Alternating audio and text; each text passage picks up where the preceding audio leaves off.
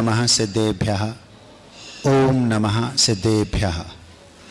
अहिंसा परमो धर्म की। आचार्य भगवान गुरुदेव श्री विद्यासागर जी मुनि महाराज की। आचार्य श्री समय सागर जी महाराज की। अनुज श्रमण श्री ओंकार सागर जी महाराज की।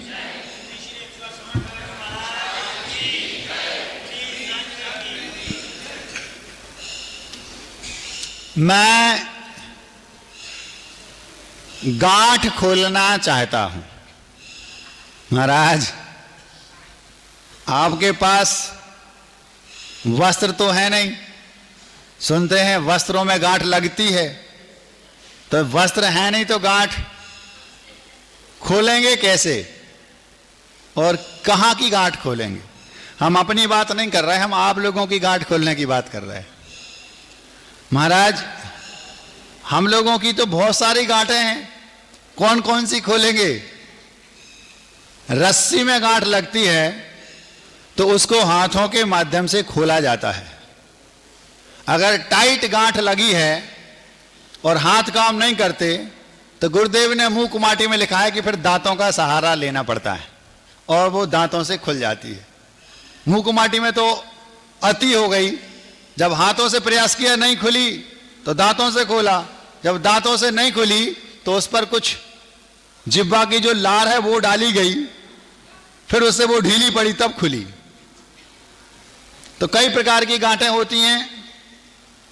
जल्दबाजी करके जिन गांठों को प्रयासों से खोला जा सकता है, गुरुदेव कहते थे जिन गांठों को प्रयासों से खोला जा सकता है उन पर जल्दबाजी की कैंची ना चलाएं।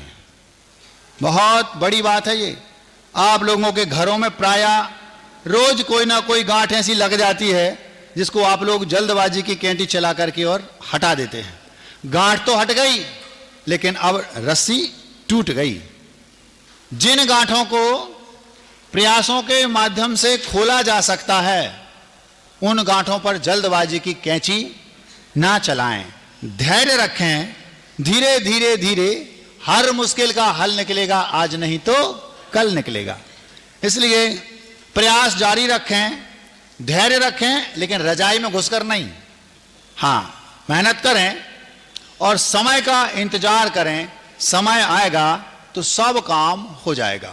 महाराज जी, वो तो सब ठीक है, आप कौन सी गांठ खोलना चाह रहे हैं पहले बताओ। कई प्रकार की गांठें होती हैं। एक गांठ होती है तन की गांठ। इस सभा में ऐसे कई लोग बैठे होंगे जिनके तन में गांठ होगी, शरीर में। किसी को यहां गांठ है, किसी को पीठ में गांठ है, किसी को हाथ में है, किसी के दिमाग में है। दिमाग में मतलब अंदर नहीं, बाहर ऊपर, क्योंकि तन की गांठ की बात हो रही। इसको आयुर्वेद में उसके उपचार बताए हैं। अगर शरीर में आपको कोई गांठ हो गई है तो आयुर्वेद में एक कचनार वनस्पति है, उसकी छाल को पीस करके बार बार खाने से 2-4-6 महीने लगातार साल भर खाएंगे तो तन की गांठ बैठ जाती है।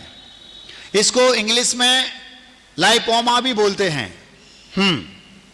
प्राइम रोज करके एक लिक्विड तेल आता है, ये क्या बोलते हैं एलोपैथी में, या और एक और होती है जो जिसमें वो जीरा बटी जैसी सफेद गोलियां मिलती है ना, क्या बोलते हैं आप लोग उसको, उसमें उसके होम्योपैथी, उसमें प्राइम इवनिंग रोज करके एक तेल आता है, उसको लगाने से भी बताते हैं कि लाइपोमा का गांठ बैठ जाती है।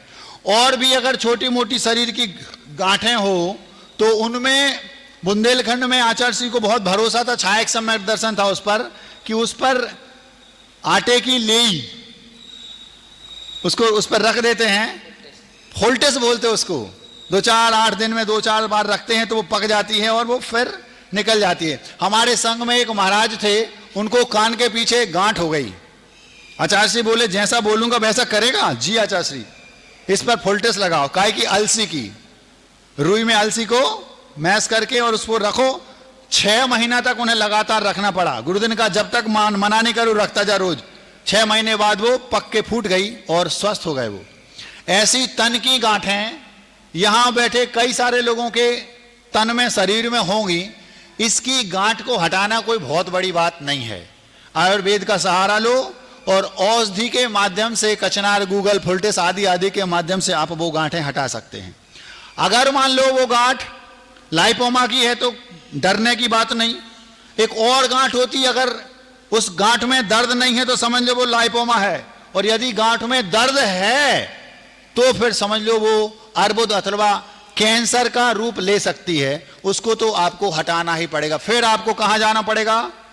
डॉक्टर के पास। वो कुछ नहीं करेगा, 5 मिनट में एक कट लगाएगा और ग्रीस जैसी निकाल के फेंक देगा।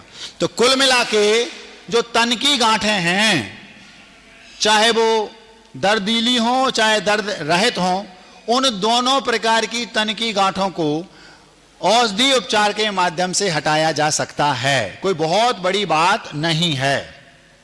आजकल तो जो भीतर शरीर के अंदर गांठ हो गई उसको निकाल दिया जाता, बाहर की तो बात ही अलग है। लेकिन शरीर की बात हो रही, तन की गांठ, इसमें कोई बहुत ज्यादा मशक्कत करने की जरूरत नहीं है। और हम इस गांठ को हटाने की बात नहीं कर रहे हैं, क्योंकि इसके लिए तो आप किसी वैद्य चिकित्सक के पास जाएंगे। और सबसे बड़ी बात, ये वो गांठ है, जब तक हम हैं तब तक वो गांठ है, और जैसे ही हम गए तो लास्ट में अगर आयुर्वेद से नहीं हटी, एलोपैथी से नहीं हटी, तो फिर स्मशान घाट में तो वो हट ही जाएगी, क्योंकि वो तन की गांठ है। ये अगले भाव में नहीं जाती, साथ में ध्यान रखियो। समझ में आ रही बात?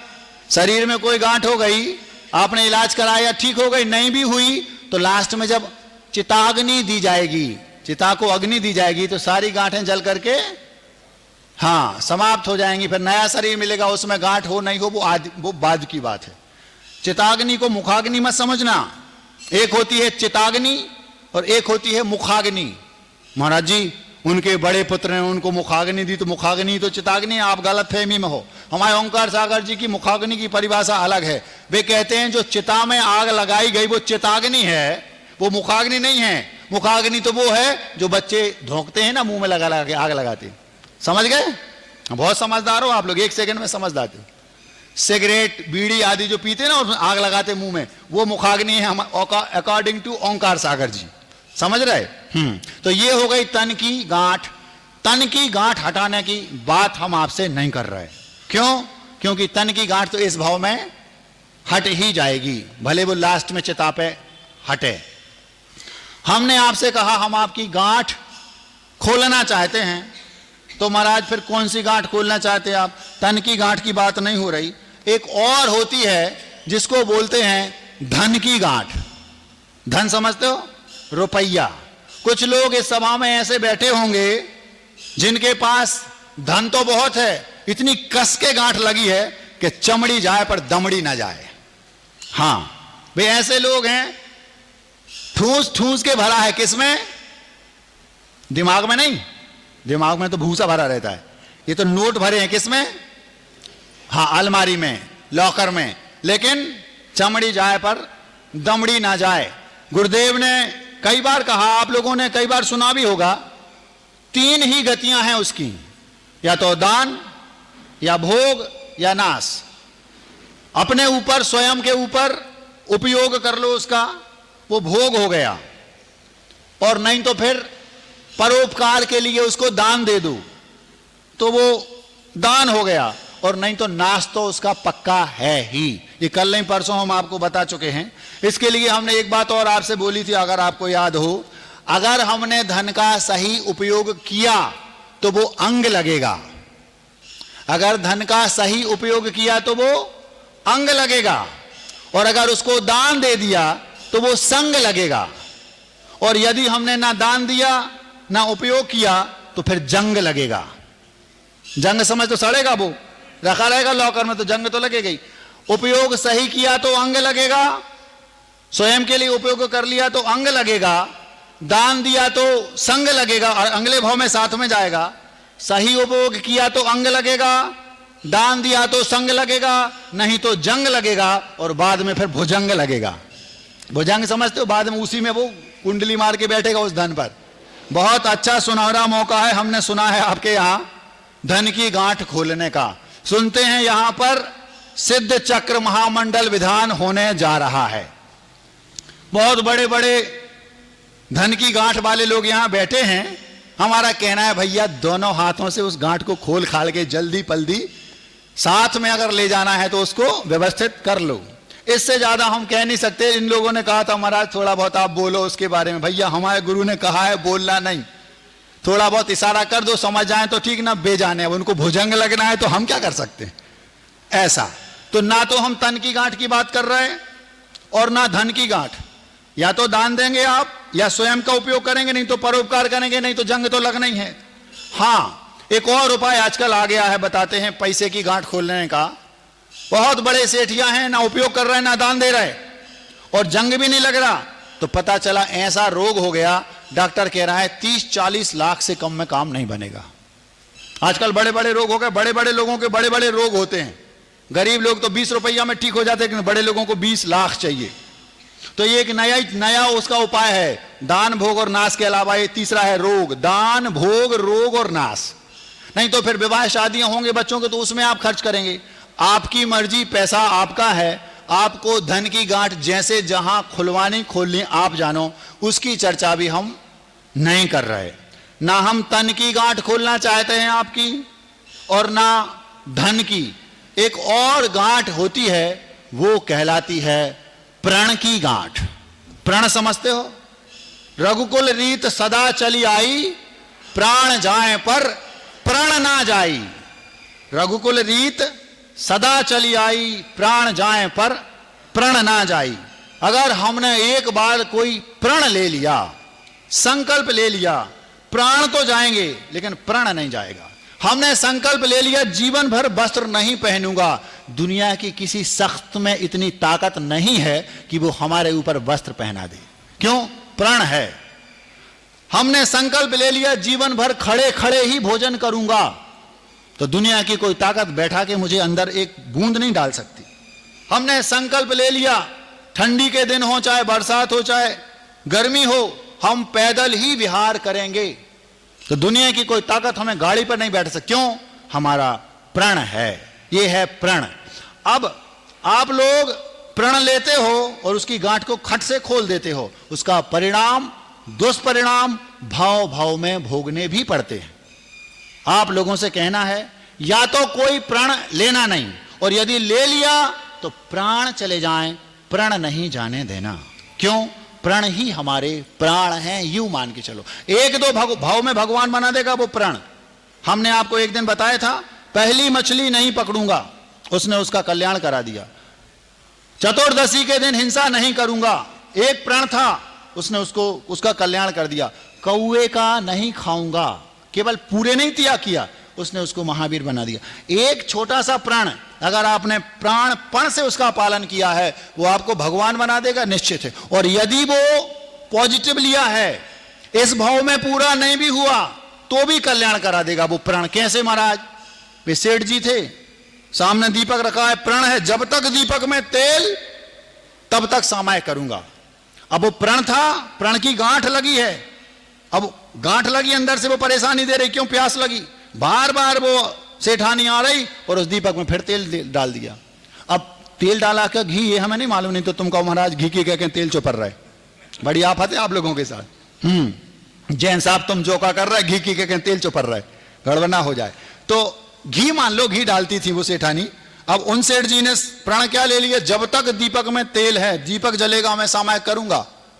प्रण की गांठ थी, प्रण की गांठ लग गई, सद प्रण था, अच्छा था, भले वो मायाचारी की मेंढक बने, लेकिन प्रण क्या था? सामायिक करना है, अच्छा भाव था। अब प्यास लगी, सेठानी फिर तेल डाल दिया, फिर घी डाल दिया, फिर डाल दिया, एक बार, दो बार, तीन बार, आखिर उस प्रण के चक्कर में प्राण निकल गए।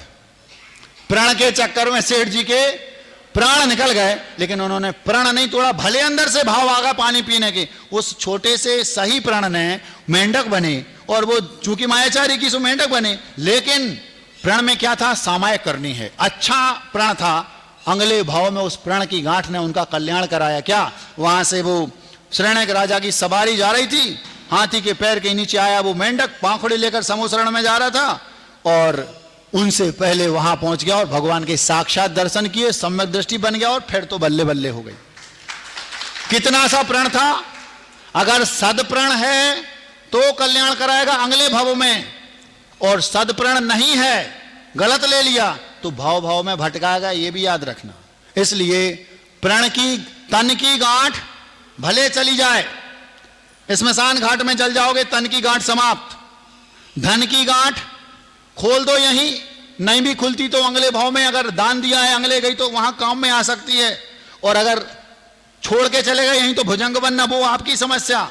लेकिन जो तीसरी है प्रण की गांठ, जो हमने प्रण देव शास्त्र गुरु के सामने लिया है, प्राण जाए पर प्रण ना जाई, रघुकुल रीत सदा चली आई, एक छोटा सा प्रण आपको भगवान बना देगा। 3-4 उदाहरण दे दिए, एक छोटा ही सा तो लिया था, पहली मछली, कल्याण करा दिया उसका। आप लोग क्या करते हैं, सुबह प्रण लिया और शाम को छोड़ दिया, फिर वो भाव भाव में आपको ऐसे छोड़ता है जैसे लोग कचरा फेंक देते ना बाहर, वो प्रण। क्यों? आपने गलत लिया। प्रण की गांठ को कभी साथ में नहीं ले जाना। हां, एक सेठ जी ने प्रण ले लिया, मैं मंदिर बनवाऊंगा। अब बनाना है, 40 साल की उम्र में सोच लिया मुझे मंदिर बनवाना है, मेरे पिताजी ने बोल दिया था बहुत सारा है, प्रण ले लिया। 80 साल के हो गए, अभी थोड़ा और, अभी थोड़ा और, अभी थोड़ा और, तो ये उनकी गलती है, ये गांठ साथ में ले जा रहा है। परेशान होंगे, पर पता नहीं क्या क्या करना पड़ेगा। यद्यपि विषय आज का ये नहीं है, इसलिए हम ज्यादा इसको खींच नहीं रहे, नहीं तो इसमें आप रो भी सकते हैं। इसलिए जो प्रण लो तुरंत जैसे बने वैसे उसको पूरा करना है, ये पहले होना चाहिए। जैसे कोई एक शिष्य गलती हो जाती है, अपने गुरु से प्रायश्चित मांगता है, और प्रायश्चित में मूलाचार्य जी में लिखा है वो सर्वश्रेष्ठ शिष्य माना जाता है। प्रायश्चित मिलते ही सबसे पहले प्रायश्चित पूरा करना। गुरु ने कहा एक उपवास करना, उसी दिन गुरु जी आज का उपवास, क्यों? कल के लिए नहीं टालना। चाहे आपने अच्छा प्रण लिया हो और चाहे बुरा।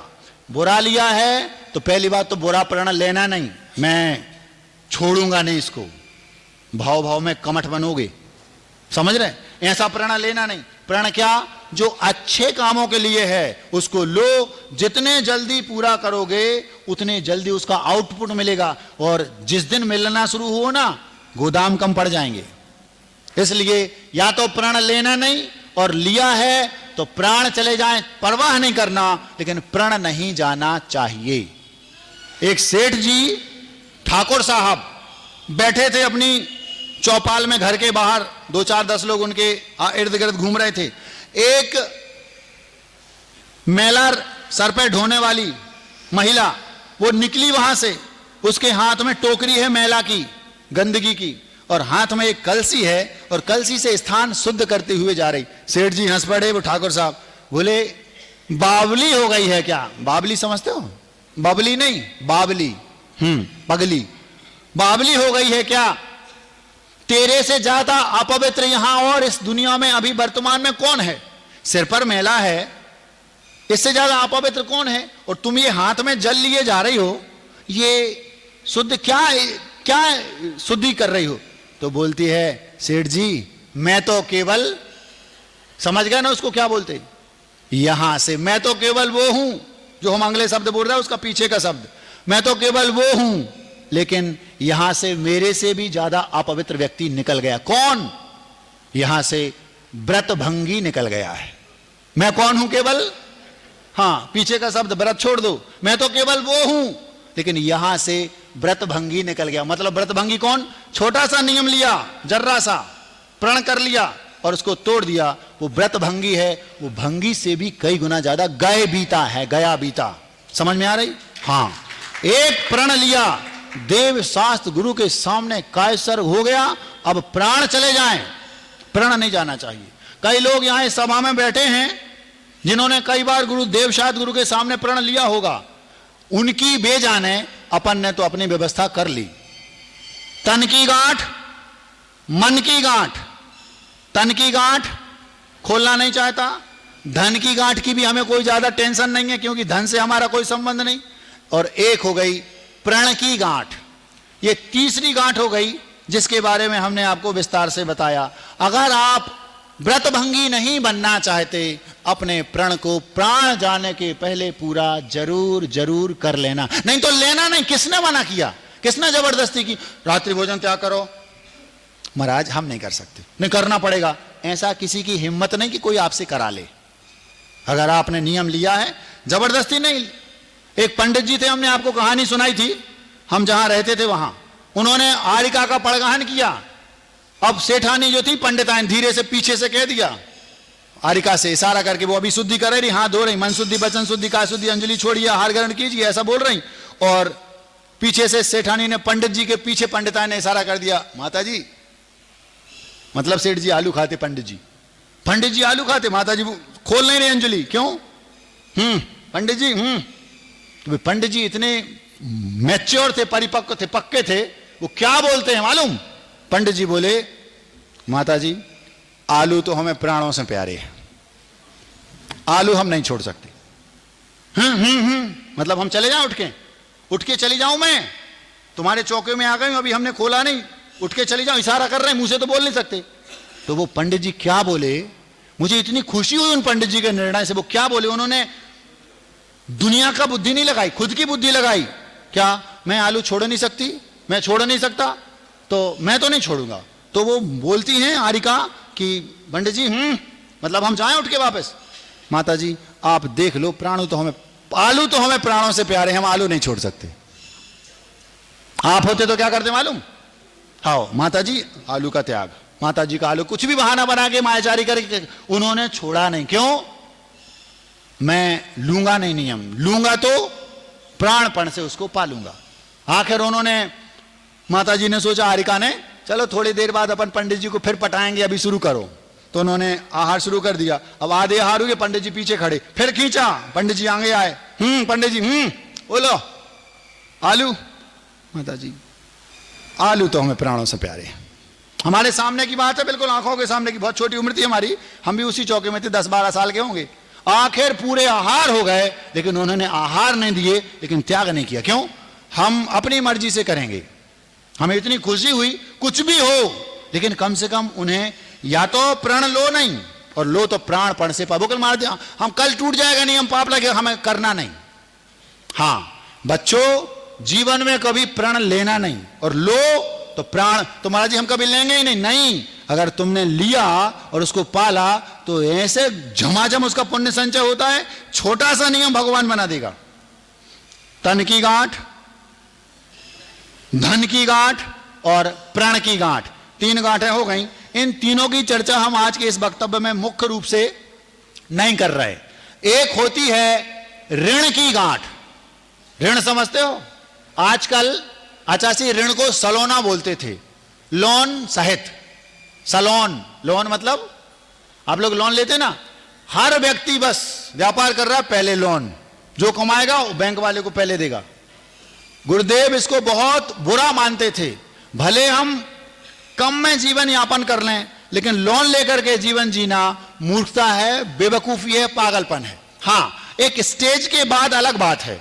मान लो हमारे पास पैसा बहुत है और 2 नंबर का हमें 1 नंबर में करना, वो सब करना, तो वो एक अलग बात है, वो एक अलग बात है। बाकी तो सवाल ही नहीं है। तो एक ये हो गई ऋण की गांठ।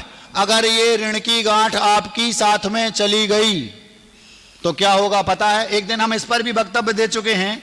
अगर आपके पास किसी का पैसा आपको देना है और अगर आप चले गए तो फिर आपको बैल बनकर, या फिर उनके घर का रखवाला डॉगी बनकर, और या फिर पोंछा वाली, झाड़ू वाली, बर्तन वाली, मालिश वाली, पॉलिश वाली, अथवा रोटी वाली, दुनिया भर के जो भी होते हैं, ये सब बन के चुकाना पड़ेगा। ऋण की जो गांठ है उसको अभी इसी भाव में चुका के जाना। महाराज जी अमेरिका में 67% लोग पुनर्भाव मानते नहीं, तो उनके मानने से पुनर्भाव नहीं होता क्या?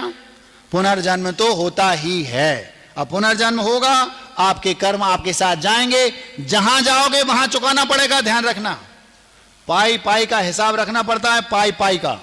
अगर आपका कोई पैसा खा गया, इसलिए चिंता नहीं करना, इस भाव में तो हमारा काम चल जाएगा। वो खा भी गया तब भी हमारे पास करोड़ों हैं, 20-25 करोड़ की संपत्ति थी, 1 आध 2-5 करोड़ कोई खा भी गया तो 15 करोड़ में आपका काम आराम से चल जाएगा। लेकिन अगर मान लो वो 5 करोड़ खा गया तो वो अगले भाव में आपको मैं ब्याज के चुकाएगा। हम जो बात बोलने चाह रहे हैं वो आप सुनोगे तो दंग रह जाओगे। आचार्य विद्यासागर जी महाराज जब विद्याधर थे, वे अपने घर में थे। हमारे ओंकार सागर जी ने ये बात हमें बताई थी, हमें जहां तक स्मरण है, उनकी जो वो किताब है ना उसमें लिखी है ये बात। क्या वे अपने खेत पर गए, विद्याधर जब थे तब, तो खेत के बाजू के पड़ोस में एक खेत था, तो उसका मिट्टी का ढेला उस उनके जो साथी थे उसने उठा के उनके खेत का ढेला अब इनके खेत में फेंक दिया, मिट्टी का ढेला। तो विद्याधर जी ने वो वापस मिट्टी का ढेला उठाया और उसके खेत में वापस रख दिया। तो उनके मित्र ने पूछा, क्यों विद्याधर? उनको उस समय पीलू, गिनी, तोता ये नाम चलते थे आचार्य के घर में। कोई पीलू बोलता था, कोई विद्या बोलता था, कोई तोता बोलता था, कोई गिनी बोलता था, ऐसे अनेक नाम थे उनके घर में। तो जो भी नाम लिया हो उनका प्रेम से जो घर का नाम था, विद्याधर तो कोई नहीं बोलता था। तो उनके मित्र बोलते हैं, मान लो विद्याधर ही बोला होगा, क्यों विद्याधर तुमने उस खेत की बाजू वाले की खेत की मिट्टी का ढेला जो यहां आ गया था वापस उसमें क्यों रख दिया? कहने लगे भैया हमने इसलिए रख दिया, अभी तो ढेला का ढेला देना, अगले भाव में पूरा खेत देना पड़ेगा। समझ में आ रही बात? ये आचार्य श्री के मन में तब था जब वे विद्याधर से भी छोटे थे। मतलब घर की गृहस्थ अवस्था में भी उनके हृदय में ऋण की गांठ साथ में मुझे नहीं ले जाना। इसीलिए वो आज इतने बड़े महान आचार्य बने, क्योंकि भावना भवनाशनी, ऐसे भाव उनके घर में थे उस समय। समझ में आ रहा? इससे आपको ये सीख लेना है, किसी का हमें चुकाना है। अगर वो हमारा खा गया खा जाए कोई बात नहीं, लेकिन हमें किसी का नहीं खाना, क्योंकि वो खा गया वो अगले भाव में चुकाएगा। हमने अगले भाव की तैयारी कर ली, और यदि मान लो हमने खा लिया किसी का तो हमें फिर चुकाना पड़ेगा। अब क्या बनना पसंद है आपको? सोच लो। बैल, गधा, घोड़ा, अथवा काम वाली बाई, अथवा वो हरिया काका, रामू काका। वो दिन भर हमारे काका हैं, 20-40 साल हो गए हमारे घर में काम करते, रामू काका। वे कभी भी घर के सदस्य जैसे हैं, सदस्य जैसे नहीं है, पिछले भाव के सदस्य ही थे, खा गए थे, कक्का चाचा होंगे सगे, खा गए थे, तो इस भाव में वो रामू काका बन के चुका रहे। बहुत होते हैं ऐसे दुनिया में, किसी के यहाँ रामू काका है, किसी के यहाँ हरिया के। कौन है? ये पूरे भाव के खौआ हैं। आओ, समझ में आ रहा? ये विषय हम रख चुके हैं। तो ना तो हम तन की गांठ की बात कर रहे हैं, ना धन की गांठ, और ना ऋण की गांठ, और ना, 4 हो गई, भूल गए? तन की, धन की, प्रण की और ऋण की, ये 4 गांठें हो गई। इन चारों गांठों को अभी खोल के जाना, नहीं तो बाद में परेशान होना पड़े, हम नहीं जानते। मुख्य रूप से एक 5वीं गांठ है जिसको बोलते हैं वचन की गांठ। वचन की गांठ समझते हो? आचार्य श्री बोलते थे, ऐसे लफ्ज ना बोलो जिससे किसी की नब्ज ही चली जाए। नब्ज समझते हो? नाड़ी की धड़कन को नब्ज बोलते हैं। इनकी नब्ज पकड़ में नहीं आ रही। क्या बोलते थे गुरुदेव? वे वचन ना बोलो, ऐसे लफ्ज मतलब शब्द, ऐसे लफ्ज ना बोलो कि किसी की नब्ज ही चली जाए, मतलब वो निपट जाए। आप लोगों ने महाभारत देखी होगी, एक शब्द ही तो बोला था उसने, द्रौपदी ने। क्या? अभी हमने कल नहीं परसों बताया था, अंधे का पुत्र अंधा। एक शब्द ने एक ऐसी वचन की गांठ पड़ी, वो महाभारत बन गई। सुबह से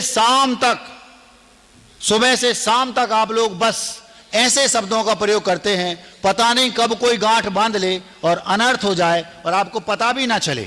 इसको बोलते हैं वचन की गांठ।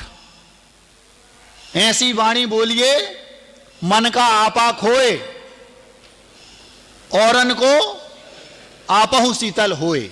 ऐसी वाणी बोलिए मन का आपा खोए, औरन को शीतल मिले, आपहु शीतल होए। ये हमने दूसरी कक्षा में ये हिंदी में पढ़ा था, आज याद आ गया। एक शब्द आपका भाव में आपको परेशान कर सकता है। आपके मन में भले बेकार ना हो, लेकिन सामने वाले ने उसको नेगेटिव ले लिया और आपने वो शब्द बोल दिया। इसलिए चुन चुन के शब्दों का प्रयोग किया करो। एक सज्जन थे, सज्जन वही, अभी आप फिर बोलेंगे महाराज जगन्नाथ, ये महाराज थे, सज्जन नहीं थे। महाराज का नाम जगन्नाथ हो कैसे, तो खुद ही जगन्नाथ है। एक महाराज थे, आप लोगों ने नाम सुना होगा उन महाराज का, चूंकि आपने नाम सुना है इसलिए हम बता नहीं रहे। वे जगन्नाथ नहीं थे, वे महाराज मासोपवासी थे। मासोपवासी, मासोपवासी समझते हो, 1 मास का उपवास करते, आहार लेने आए, मतलब बार बार मास का उपवास भी कर लेते थे। ऐसे महाराज थे, रोज रोज नहीं करते थे कि 1 महीने के लिए फिर एक आहार करेंगे, ऐसे नहीं। बीच बीच में महीने भर तक का उपवास कर लिया। इतनी उनके अंदर सामर्थ्य थी, इतने दृढ़ उनकी संकल्प शक्ति थी कि वे उपवास करते थे, मासोपवासी थे। आज के महाराज इन मंदिरों में, इन धर्मशालाओं में रहते हैं, लेकिन उस समय वे महाराज जंगलों में रहते थे। आहार लिया और जंगल में चले गए और रात्रि में गुफा आदि में विश्राम किया। सुबह जब देखा कि घर के कबेलू खप्पर छप्पर में से धुआं निकलना बंद हो गया, मतलब आहार का समय हो गया, तो बस आए, निकले और चल दिए। राजा को पता चला कि ये जो मुनिराज हैं, जो अपने नगर के पास के जंगल में ठहरे हैं, ये मासोपवासी महाराज हैं, वे बहुत बड़े तपस्वी हैं, इन महाराज का आहार तो हमारे यहां ही होना चाहिए। अब राजा तो राजा, जो चाहे वो कर सकता है। उनने सोचा इन महाराज के आहार तो अपने ही चौके में होना चाहिए। डिंडोरा, क्या बोलते हैं आप लोग, डिंडोरा पिटवा दिया, क्या बोलते हैं उसको आप लोग, दौड़, डिंडोरा पिटवा दिया। उस समय व्हाट्सएप नहीं चलते थे, आपने तो 1 सेकंड में व्हाट्सएप पे एक मैसेज बनाया, डाल दिया, 5 तारीख से 14 तारीख तक सुसनेर में वो है क्या, सिद्ध चक्र महामंडल विधान, सबको पता चल गया। उस समय व्हाट्सएप का जमाना नहीं था, यूट्यूब का जमाना नहीं था, व्हाट्सएप का भी नहीं था, मैसेज वगैरह का रोल नहीं था। क्या होता था उस समय, तो उनने एक बैंड वाले को बुझाया और वो बैंड बजाएगा डम डम डम और चिल्लाएगा, सुनो सुनो सुनो, ऐसा ऐसा मुनिराज पधारे हैं, राजा आज्ञा है कि आहार देने का जो सौभाग्य है वो राजा स्वयं लेना चाहते हैं, राजप्रासाद में आहार की व्यवस्था होगी। महाराज जी को तो कुछ पता नहीं, ढिंडोरा पिटवा दिया। अब महाराज आहार लेने आए, 1 मास का उपवास करने के बाद वे मुनिराज आहार लेने आए। जैसे ही आहार लेने आए, इत्तेफाक, अब किसी की हिम्मत, राजा आज्ञा के विरुद्ध कोई जा सकता है, सवाल ही नहीं है, जा ही नहीं सकते, कोई नहीं गया। सबको मन में भाव है कि मैं भी अपने घर में मुनिराज का आहार पड़गहन करके आहार दूं, लेकिन राजा आज्ञा है, अगर किसी ने चौका लगा लिया तो फिर राजा इनका छक्का लगा देगा, लगा नहीं सकते। किसी ने पड़गहन नहीं किया, चौका लगाने की जरूरत नहीं पड़ती थी, हर घर में चौके लगते थे नॉर्मली, तो बस किसी ने पड़गहन नहीं किया। अब मुनिराज सोच रहे क्या इस गांव में कोई गड़बड़ हो गई, जैसे दिवाली के दिन होली के दिन सन्नाटा रहता ना दोपहर में, ऐसे लग रहा है। महाराज ने पूरा राउंड लगाया और इत्तेफाक से राजा के यहां पड़गहन राजा को करना था, लेकिन आहार की बेला के जस्ट पहले पता चला कि हाथी ने उत्पाद मचा दिया। अब राजा पागल हो गया, हाथी तो उत्पाद मचा दिया, तो राजा उस व्यवस्था में लग गया और पड़गहन नहीं कर पाया। बे मुनिराज बिना आहार लिए वापस जंगल में चले गए। 1 महीने के उपवास करने वाले थे और वहां पहुंचे और पुनः फिर प्रण काय सर्ग, क्या 1 महीने का फिर उपवास। अब शरीर क्रस हो गया, लेकिन शरीर के लिए जीता कौन है? आप सुसनेर वाले भले शरीर के लिए जीते हैं, सुबह शाम पोता पाती करते रहते हैं, पता नहीं कौन कौन सी दुनिया भर की क्रीम है, उनके तो अंदर क्रीम भरी है क्रीम, उन्हें बाहर की क्रीम की क्या जरूरत, मुनिराज हैं। आचार्य विद्यासागर जी ने 55 साल में कभी कोई क्रीम नहीं लगाई। इस साइड के लोगों की बात नहीं कर रहे हैं हम, इस साइड के लोग तो प्राय थोड़े काले भी रहते हैं, हार्ड रहते हैं चेहरे से। इस साइड के लोगों में भी कोई नहीं होगा जितनी चमक उनके चेहरे पर थी इतनी किसी के भी चेहरे पर हो। क्यों? जबकि रोज दिन में 20 बार क्रीम पोतती है लोग। हाँ, वो जो अंदर की क्रीम थी ना, वो बाहर शाइनिंग मारती थी उनकी, गुरुदेव की। उन्होंने कभी नहाया नहीं, लेकिन ऐसे चमकते थे कि क्या कोई डब साबुन से रोज नहाने वाला चमकेगा। हाँ, क्यों? वो अंदर की क्रीम थी। तो वे महाराज 1 महीने के बाद क्रस हो गए। क्रस मतलब दुबले पतले हो गए, लेकिन अंदर से वही के वही। वचन की गांठ, ये चल रहा है। 4 गांठें हो गई, वचन की गांठ चल रही है। वे मुनिराज जैसे ही 1 महीने बाद पुनः आए, राजा को पता चला पिछले महीने महाराज चले गए थे। बहुत दुख हुआ उसे अंदर से भीतर से। क्यों? क्योंकि वो ये नहीं, उसका इंटेंशन गलत नहीं था। महाराज हमने उनको गलत कहां बोला, उन्हें अर्थ गलत लगा लिया। लगा तो लिया, लेकिन शब्द तुम्हें सोचकर बोलने थे, इसका गलत अर्थ भी लगा सकते हैं, इसलिए उसको व्यवस्थित बोलना था। हाँ, कोई बात नहीं। जैसे ही राजा को पता चला कि पिछले बार मैंने सबको रोक दिया और हाथी ने उत्पाद मचाया तो महाराज का पड़गाहन नहीं हो पाया, आज इस बार फिर डिंडोरा पीट दिया। क्या 2 महीने के उपासे महाराज हैं, इनका आहार तो राजप्रासाद में ही होना चाहिए। केवल राजा रानी के साथ पूरे परिवार के साथ पड़गाहन करेंगे। आहार के लिए किसी को मना नहीं किया, जिसको देना है आओ और दौड़ चले जाओ, लेकिन पड़गाहन कहां होगा? इसका मतलब वो सम्यक दृष्टि था, उसके हृदय में गुरु के प्रति श्रद्धा भी थी, भक्त था, सब था, लेकिन भावना तो अच्छी थी, विवेक नहीं था।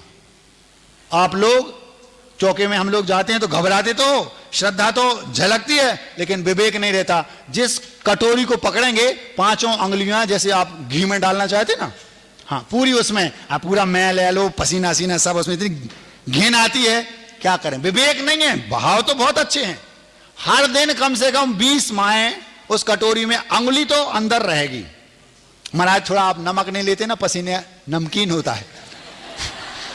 हो सकता है उनका भाव अच्छा हो, भाव, हाँ भाव तो उनका अच्छा। हमारे महाराज कह रहे शुद्धि भी बोलती है, तो वस्तु को हाथ में ले लिया, मन शुद्धि वचन शुद्धि का सारा थूक उसी में डाल दिया, टेस्ट बढ़ जाए, समझ में नहीं आता। तो भाव तो बहुत अच्छे हैं, लेकिन विवेक का विवाह कर दिया, वो लक्ष्मी के साथ विदेश में रहता है। हाँ, ये हाल है। तो वो राजा ने श्रद्धा तो बहुत है, लेकिन विवेक नहीं। उसने ये नहीं सोचा पिछली बार जैसा हो गया था, अगर इस बार फिर गड़बड़ हो गई तो डिंडोरा पीट दिया।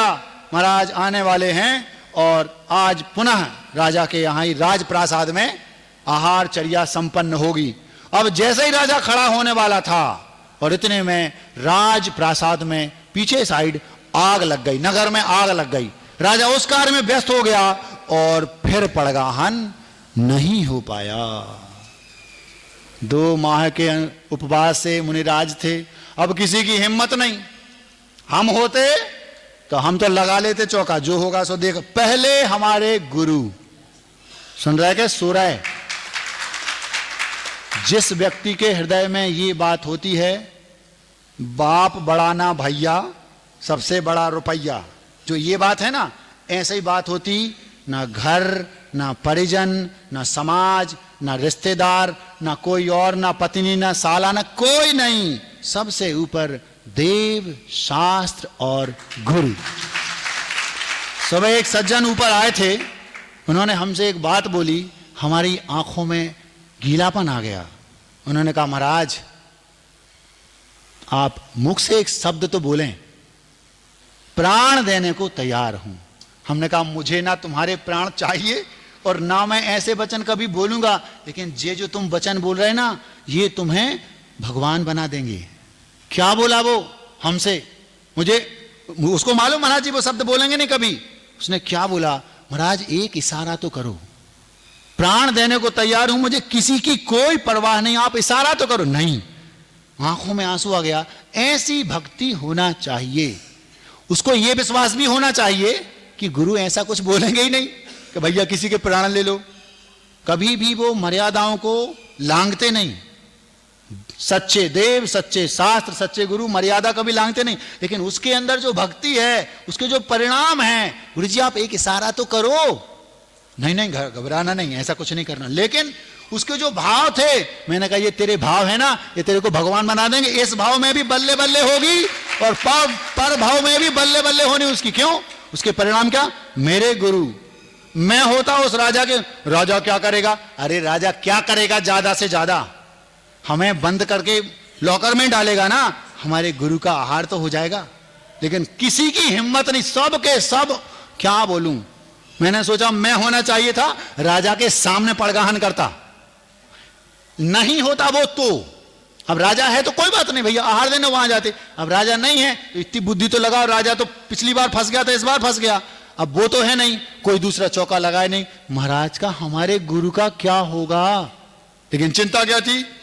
अगर राजा नाराज होगा तो मेरी पत्नी, किसका मतलब है तुम्हें पत्नी की चिंता है, घर की चिंता है, बच्चों की चिंता है, पैसे की चिंता है, अपने गुरु की चिंता नहीं है। अगर गुरु की चिंता होती, मेरे गुरु का क्या होगा? 2 महीने से उपासे हैं, बताओ, एक भी कोई नहीं निकला वहां ऐसा। हमने कहा हम होते तुरंत राजा के वहीं खड़ा करके और भले पड़गान करके राजा के यहां ले जाते, और नहीं होता अपने घर में कराते। मुझे पूरा भरोसा था अगर वो राजा वास्तव में समदृष्टि होता तो भरी सभा में मुझे पुरस्कृत करता। एक भी नहीं निकला उस नगर में ऐसा। क्यों? राजा आज्ञा है, पता नहीं क्या, अरे जो करेगा सो करेगा राजा, ऐसा होना चाहिए। वो जो सुबह ऊपर आया था वो हमारे पास, वो ऐसा ही था। हाँ, ऐसा ही होना चाहिए। ये भाव, 1-2 भाव में ये लोग भगवान बन जाते हैं, फिर ये भगवान को नहीं पूजते, लोग इन्हें पूजते हैं, फिर ये दूसरों के मंदिर नहीं बनाते, इनके स्वयं के मंदिर बनते हैं। फिर 2 महीने हो गए, लेकिन फिर मुनिराज के चेहरे पर सिकन भी नहीं आई और वापस चले गए जंगल। फिर 3रा महीना राजा बहुत परेशान, उसको दुख भी हुआ, लेकिन विवेक नहीं खो रहा। वो विवेक को वापस नहीं बुला रहा विदेश से। विवेक मतलब दिमाग। क्यों? ये बोल दे यदि मैं व्यस्त हो जाऊं तो भैया तुम चौका लगा लेना, तुम पड़ गए, ये भी बोल दे तो भी ठीक है। लेकिन नहीं, अब तो 3 महीने के उपास हो गए महाराज, अब तो आहार मैं ही दूंगा। फिर वही बात, इत्तेफाक से 3रे महीने महाराज फिर आए और परचक्र ने आक्रमण कर दिया। परचक्र समझते हो? पास के जो राजा थे उन लोगों ने आक्रमण कर दिया। अब ये राजा फिर उसमें सैनिकों के साथ, सेनापति के साथ गुफ्तगू में व्यस्त हो गए और फिर पड़गाहन नहीं कर पाए। अभी भी मुनि, धन्य है वे मुनिराज, धन्य है वे मुनिराज। उन मुनिराज के चेहरे पर सिकन तक नहीं आई और अपने कर्म का उदय मानकर वापस लौटने लगी। वापस जब लौट रहे थे तो बिल्कुल गांव के किनारे पर आ गए और वहां पर एक सामने कोई बैल वगैरह आ रहा होगा, एक महिला के मुख से निकल गया, कैसा राजा है, ना आहार देता है और ना देने देता है। बचन की गांठ, बचन की गांठ ऐसी पड़ी जैसे ही कान में वो शब्द सुने, अच्छा राजा गड़बड़ कर रहा है, बस बैर बंध गया, बैल से टकराए और निपट गए। बचन की गांठ साथ में चली गई। उसी राजा के यहां कंस हुए, कंस बे मुनिराज। कंस का नाम सुना है? हाँ, 2 मामा बहुत प्रसिद्ध हैं, एक शकुनी और एक कंस। मामा, वो जो कंस बना ना, वो ही मुनिराज कंस बने। फिर उनने अपने माता पिता को, आपको पता है कहां बंधक बना के रखा था कंस ने। देख लेना महाभारत, ये जितनी भी महाभारत रामायण बनी ना, सबके पीछे एक्चुअल कहानी है। आपकी भी महाभारत रामायण रोज बनती है, आपकी अपनी कहानी है, बस ये है कि वो प्रसिद्ध हो गई, आपकी अप्रसिद्ध है। वो क्यों बन रही है रामायण महाभारत? आपके पूर्व के अपने स्वयं के कर्मों से। इसलिए ऐसे कर्म ही ना करो कि रामायण महाभारत बने। प्रतिपल सजग रहो, सजग। समझ में आ रहा? तन की गांठ, धन की गांठ, ऋण की गांठ, प्राण की गांठ और वचन की गांठ, ये 5 की चर्चा हम आज के इस वक्तव्य में नहीं कर रहे। तो महाराज घंटा भर हो गया, चर्चा किसकी कर रहे हैं? हम चर्चा कर रहे हैं आपके नगर में जो प्रासंगिक विषय चल रहा है, वो मन की गांठ। कौन सी? आज के वक्तव्य का विषय है मन की गांठ। इस नगर में जितने लोग रह रहे वे सब हमने देखा प्राय आपस में एक दूसरे के रिलेटिव हैं। और जैन जो समाज है वो तो आपस में बिना रिलेटिव के रिलेटिव है, पूरा परिवार जैसा रहते हैं, हम कहीं भी जाएं सब। लेकिन इस नगर में हमने देखा एक दूसरे के रिलेटिव होते हुए भी, हम पिछले 2 महीने से ये बात अपने मन में, दिमाग में समझ रहे हैं, देख रहे हैं कि इन लोगों के मन में गांठ है, एक दूसरे के प्रति मन में गांठ है। वे मुंह पर कुछ नहीं बोलते, लेकिन इनसे बात करेंगे तो उनकी, उनसे बात करेंगे, जबकि वो कहते महाराज यद्यपि वो हमारे क्या बोलते, बेई जी। हमने कहा बताओ कैसे लोग हैं जी, आपस में रिश्तेदार इतने घनिष्ठ, और मन की गांठ सबके हृदय में है। अरे भैया, जितने दिन का जीवन है प्रेम से रहो, बाद में तो फ्रेम में लटक नहीं है। फ्रेम समझते हो? जितने दिन जीना है प्रेम से जियो, प्रेम से लटको, मतलब प्रेम से रहो। जितने दिन का जीवन है प्रेम से रहो, बाद में तो फ्रेम में रहना ही है। फ्रेम समझते हो? फोटो में रहोगे माला लटका दी जाएगी, कोई 70 के हो गए, कोई 75 के हो गए, कोई 80 के हो गए, लेकिन हमें समझ में नहीं आता। जब तन की गांठ आपके पास नहीं है, ऋण की नहीं है और ये दुनिया भर की नहीं है, तो मन की गांठ और खोल के चले जाओ। एक सज्जन थे, उनका नाम था बोई। क्या? ये तो पक्का है, जगन्नाथ तो था। एक सज्जन थे, उनका नाम था जगन्नाथ। उनके 2 बेटे थे, दोनों बेटे मेट्रो सिटी में जॉब करते थे, सेटल थे, बेल। उनकी बिटिया थी एक, उसका विवाह कर दिया एक अच्छे सुयोग्य बेटे से।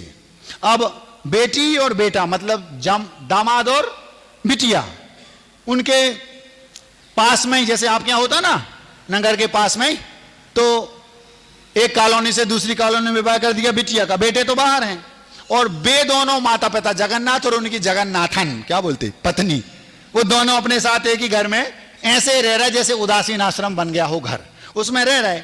अब यहां पर दामाद और बेटी वो आराम से इसी घर में रह रहे और वे वहां रह रहे, साथ में दोनों ये रह रहे, 2 दोनों वहां रह रहे, इनका पूरा परिवार अपना अलग और वो केवल जगन्नाथ और उनकी पत्नी। अब धीरे धीरे धीरे समय बीतता गया। ये जो बिटिया और दामाद साहब थे ये घर में हैं, अच्छा जीवन चल रहा है। एक दिन रात में जगन्नाथ के सीने में दर्द हुआ। सीना समझते हो?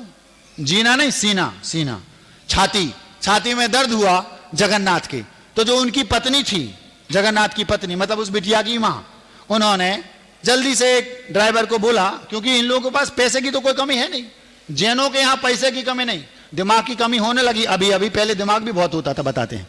हाँ, तो वहां से उठे और ड्राइवर को बोला, ड्राइवर ने गाड़ी निकाली, जगन्नाथ को गाड़ी में रखा और अपनी जो उनकी पत्नी थी जगन्नाथ की, वो हॉस्पिटल ले गई।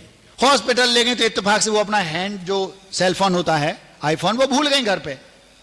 वहां पहुंची तो उनको मन में आया कि अपन चेकअप करा के आते हैं। तो पास में जो हॉस्पिटल होगा, माना कि वो सागर का भाग्योदय तीर्थ था, माना कि वहां पहुंची, हॉस्पिटल में एडमिट कराया, देखा, मन में भाव आया कि बिटिया को तो कम से कम खबर कर दें। क्यों? ऐसी कोई खास बात नहीं है, थोड़ा सीने में दर्द हो रहा है, चेकअप करा के घंटे 2 घंटे में। लेकिन रात के 2 बजे थे, तो जो हॉस्पिटल में जो काम करने वाला होता, जो रिसेप्शन पे बैठता लड़का, उसका नाम था अमित। उस अमित से कहा, बेटा थोड़ा फोन दे, तो बिटिया को फोन लगाना है। इनने बिटिया को फोन लगाया, किसके मोबाइल से? अमित के मोबाइल से। और वहां पर उसके बिटिया जो सो रही थी घर में अपने पति के साथ उसी नगर में। हाँ हेलो माँ, मैं माँ बोल। हाँ माँ बोल। बेटा पापा को सीने में दर्द हो रहा है, दामाद जी को मत बताना, क्यों वो परेशान होंगे, अभी रात में थोड़ा सा है, हमने चेकअप कराया है, ऐसी कोई खास बात नहीं है, डर लगा तो चेकअप कराने लाई थी, घंटे 2 घंटे में छुट्टी होगी। माँ छुट्टी हो तो बताना, नहीं हो तो भी बताना। ठीक है। हाँ सुनो, काय सर कर लो, उनको मत बताना, दामाद जी को, नहीं तो वो बेचारे फालतू में परेशान होंगे। ऐसी कोई बात नहीं है, बस तेरे को इसलिए बता दिया ताकि मैं अकेली हूं, घबराहट हो रही थी तो तुम्हें बता दिया, किसी को बताना नहीं। ठीक है। और जैसे इसकी बात खत्म हुई, तुरंत दामाद जी साथ में सो रहे थे, जग गए। दामाद जी ने देखा किसी से बात कर रही है। किससे बात कर रही थी? नहीं कुछ नहीं। और उसको घबराहट हो रही, वो पानी पीने एक गिलास अंदर किचन में गई, तब तक इन्होंने फोन पे देख लिया अमित। कैसे फंस गई। किससे बात कर रहा है दामाद? वो बिटिया किससे बात कर रही पत्नी? रात में 2 बजे किसी अमित नाम के लड़के से बात हो रही है, और क्या बोल रही है? किसी से बात नहीं कर रही। अब वो क्यों नहीं बोल रही, अभी आपको बताएंगे, आप परेशान होंगे। मन की गांठ, सुन रहा है क्या सो रहा है? मन की गांठ। अब बेचारा वो पानी पी के वापस आई, तब तक इन्हें देख लिया, फिर पूछा किससे बात करनी? कुछ नहीं, ऐसा ही रख दिया। अब मन में बात भरी है, जे भी सो रहा है और जे भी सो रही, इसको नींद नहीं आ रही। क्यों? पिताजी बीमार हैं, माँ भी हॉस्पिटल में है, इनको बता नहीं सकते, माँ ने मना किया है। घंटे 2 घंटे की बात है, जब तक पिताजी घर ना पहुंच जाएं। एक बिटिया को अपने माता पिता की कितनी चिंता होती है, ये सब आप लोगों से ज्यादा अच्छा कौन जान सकता है। तो वो उसको नींद इसलिए नहीं आ रही, ऊपर आंख किए सो रही है, इसलिए नींद नहीं आ रही। मेरे पिता बीमार हैं, हॉस्पिटल में हैं, और वो क्या सोच रहा है, इसको अमित की बात चल रही इसके दिमाग में। अमित से फोन लगाया ना, अमित, इसको नींद नहीं आ रही। 2 घंटे तक वो करवटें बदलती रही और ये चुपचाप बन के सोता रहा, इसको भी नींद नहीं आ रही, पता नहीं कौन है अमित, किससे बात करती हमारी पत्नी। मन की गांठ। अब 2 घंटे बाद फिर, जैसे ही 2 घंटे हुए, 2 घंटे बाद फिर फोन आ गया माँ का, फिर ये चुपचाप बन के सो गया। हाँ माँ, बेटा चिंता नहीं करना, सब नॉर्मल है, कुछ नहीं, थोड़ा गैसिक प्रॉब्लम थी, डॉक्टर ने कहा गैस फंस रही थी पापा को, उन्होंने थोड़ा सा उपचार दे दिया, एकदम ठीक है मेजर, तू चिंता नहीं करना। उनको नहीं बताना है, नहीं तो परेशान होंगे लाला जी। लाला जी बोलते, क्या बोलते, लाला जी परेशान है, जमाई जमाई, हाँ बहुत अच्छे से जमाई है आप लोगों ने, जमाई, बस कुछ नहीं बताया, कुछ नहीं। अब इसने फिर देखा, किससे बात, कुछ नहीं। धीरे से जब वो, अब उसको नींद आ गई, इसने फोन उठा के देखा, फिर वही अमित। अब तो पक्का हो गया, कोई ना कोई अमित है जे मुझे मिटा के रहेगा। सुबह हुई, नहाए धोए, पति का मन नहीं लग रहा, और पत्नी खुश, क्यों, क्योंकि टेंशन खत्म, पापा घर पहुंच गए। फिर लगाया होगा फोन, तो कोई बात ही नहीं है, पापा से बात की, सब कुछ ठीक है। अब इसके दिमाग में मन की गांठ भरी है। आज भारत में जितने भी केस चल रहे हैं, कहां, सुप्रीम कोर्ट में, इसमें जो कोर्ट होते ना, इनमें 75% केसों का यही हाल है। गलत फहमी हुई, गड़बड़ कहां है, गड़बड़ ये है, मन की बात मन में रखने से फासले हो जाते हैं, और मन की बात कह देने से फैसले हो जाते हैं। क्या कहा, कभी भी मन में कोई गांठ आए, तुरंत आमने सामने बैठकर क्लियर कर लो। क्यों, क्योंकि ट्रंप है, ईरान है, 2 ही लड़ रहे, करोड़ों का बर्बाद उनका हो रहा, अरबों का इनका हो रहा, और लास्ट में फैसला कब होना है, समझौते से। जब लास्ट में समझौता ही फैसला है, तो पहले ही समझौता क्यों नहीं कर लेते, लड़ाई झगड़ा करते क्यों हो। सबसे अच्छा है जहां गड़बड़ हो उसको बुलाओ, उससे बात करो, भैया बात क्या है ये बताओ, अच्छे से समझो, बैर विरोध ना रख के अच्छे साफ हृदय से, भैया आप बताओ तो समस्या क्या है, अच्छे से बात करो और मन की बात निकलवा लो और फैसला कर लो। और नहीं तो मन में रखे रहो, फासले होंगे, तलाक तक बात पहुंच गई, वो बात यहाँ की नहीं थी, कहीं और की थी, नहीं तो आप घबड़े में पड़ जाओ। 5-6, समय ज़्यादा हो गया, थोड़ा सा और बेहतर रहेगा, कभी इसको बाद में रखेंगे। 6 प्रकार की गांठें हमने बता दी, लेकिन जिस गांठ की बात हम करना चाहते हैं, जिस गांठ को खुलवाना चाहते हैं, उसकी बात हमने नहीं बताई। हम आज नहीं बता रहे, आप हमारा क्या कर लोगे, क्योंकि समय ज्यादा हो गया। 6 गांठें हमने बताई, 5 गांठें भले आप बनाए रखो, लेकिन मन की गांठ खोल के जाना, नहीं तो अगले भाव में कमठ और पारसनाथ जैसा होगा। सुन रहे क्या, सो रहे, सुन रहे, बहुत अच्छा। अब मिठाई, जब चारण रिद्धि होती थी, शीर्षक क्या है, वो वक्त जब ज्यादा समय हो गया, इसलिए भूमिका नहीं बना रहे, हम घड़ी की ओर देख नहीं पाए, मन की गांठ में इतने मशगूल हो गए, हम क्या करें। अमित ने गड़बड़ किया ये सब, अमित ने। शीर्षक है वो वक्त जब गुजर गया तो ये वक्त भी गुजर जाएगा। जब चारण रिद्धि होती थी, जब पावन सिद्धि होती थी, जब गुण में वृद्धि होती थी, आत्म उपलब्धि होती थी। ऐसा चतुर्थ काल था, उस समय आत्मा को प्राप्त कर सकते थे, आप केवल ज्ञान प्राप्त कर सकते थे।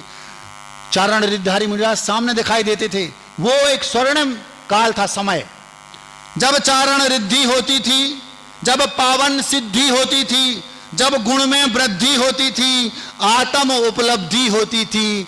ऐसे शुभ दिन बीत गए तो काल ये काला किधर जाएगा। वो वक्त जब गुजर गया तो ये वक्त भी गुजर जाएगा।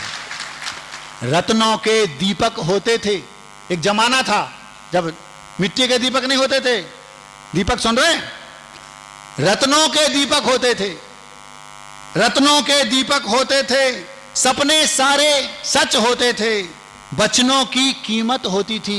एक बाल रख दिया मूंछ का, बस पगड़ी रख दी, बस वचन दे दिया। आप लोगों को जान करके आश्चर्य होगा, वो वैल्यू थी जैनों की। अगर अदालत में गवाही दे दी, बस जैनों की शब्दों की वो कीमत होती थी। हाँ, इसलिए कहते हैं प्रण की गांठ, प्रण ले लिया, ले लिया, हमारा प्राण ना जाए, प्राण चले जाए, कोई अगर प्राण गए एक भाव खराब होगा, और प्राण चला गया भाव भाव खराब हो गए, भाव भाव। रत्नों के दीपक होते थे, सपने सारे सच होते थे, वचनों की कीमत होती थी, कंचन सी नियत होती थी। कंचन मतलब एकदम स्वच्छ साफ, कंचन से पानी भरो महाराज। रत्नों के दीपक होते थे, सपने सारे सच होते थे, वचनों की कीमत होती थी, कंचन सी नियत होती थी। अभी तप रहा सिर पर सूरज, अभी तप रहा सिर पर सूरज, संध्या होते उतर जाएगा। वो वक्त जब गुजर गया तो ये वक्त भी गुजर जाएगा। आज धर्म श्रद्धा पर टिकता, स्वर्ग नरक कुछ भी नहीं दिखता, कच्चे धागे का बंधन है। फल दिखता तो घर घर बिकता। धर्म का फल दिखाई देता नहीं। स्वर्ग कहाँ है नरक कहाँ है दिखाई देता नहीं। केवल श्रद्धा है कि स्वर्ग भी है नरक भी है। अनुमान से हम जान सकते हैं, लॉजिक से जान सकते हैं, लेकिन केवल श्रद्धा है। वो पंचम काल की श्रद्धा कच्चे धागे जैसी है, थोड़ा सा झटका लगा टूट गई। कांच के घड़े जैसी है, झटका लगा टूट गई। आज धर्म श्रद्धा पर टिकता, स्वर्ग नरक कुछ भी नहीं दिखता। आज धर्म श्रद्धा पर टिकता, स्वर्ग नरक कुछ भी नहीं दिखता, कच्चे धागे का बंधन है। फल दिखता तो घर घर बिकता, ठोकर ना लगने पाए बस कांच का घट है, बिखर जाएगा। वो वक्त जब गुजर गया तो ये वक्त भी गुजर जाएगा। आज परम पावन जो पहले पतित थे करते पाप कमाई। जितने भी लोग आज परम पावन हैं वे सब पहले पतित थे। आज परम पावन जो पहले पतित थे करते पाप कमाई, धुला दूध का कोई नहीं है, चोर चोर मुंह से रे भाई।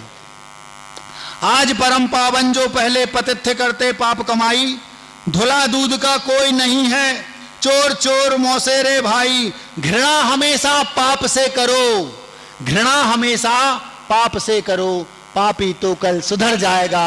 वो वक्त जब गुजर गया तो ये वक्त भी। संकट में तुम सहना सीखो, संकट में तुम सहना सीखो, बूंद बूंद मिल बहना सीखो। संकट में तुम सहना सीखो, बूंद बूंद मिल बहना सीखो। बुरे वक्त में कहना भी हो, बुरे वक्त में कहना भी हो, धैर्य रखो चुप रहना सीखो। बुरा वक्त है, धैर्य रखो चुप रहो, समता से सहो, चुप रहो, समय दो। संकट में तुम सहना सीखो, बूंद बूंद मिल बहना सीखो। बुरे वक्त में कहना भी हो, धैर्य रखो चुप रहना सीखो। आज भले गर्दिश में तारा, आज भले गर्दिश में तारा, कल चमकेगा निखर जाएगा। वो वक्त जब गुजर गया तो ये वक्त भी